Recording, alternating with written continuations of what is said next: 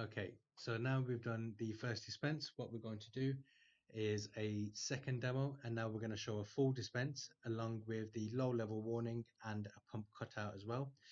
What we're going to do is we're going to set a low level warning and then a low level cutoff. This will cut the pump and stop it from running dry.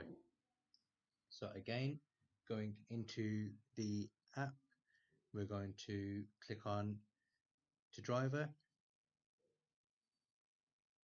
It will now start connecting to the B.SMART device. As you can see, we did change the name of the dispenser. It's now video demo, so we're going to click onto that.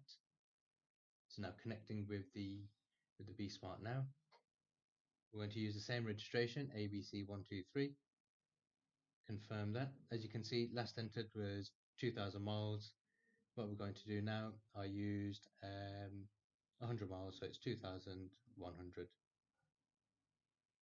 Okay, so instead of putting a preset amount in there, I'm going to keep it as full. I'm going to start filling and I'm going to lift up the nozzle. Once that's engaged, I'm going to squeeze the trigger. I'm going to keep refueling. Once we've reached the low level probe, it's going to show up as a warning on my B.SMART app. This will show as warning 1. It will also start flashing on the actual B.SMART as well. As you can see there, a low level indicator has been struck.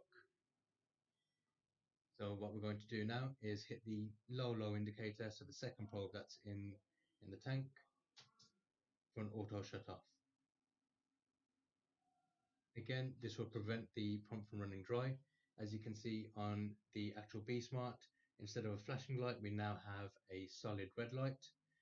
Our pump on the app cut off, and it's gone to provided a ticket straight away, an e-ticket.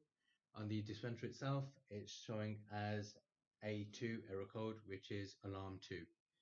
As you can see on the actual B.SMART portal as well, we now have an error on the system which says alarms.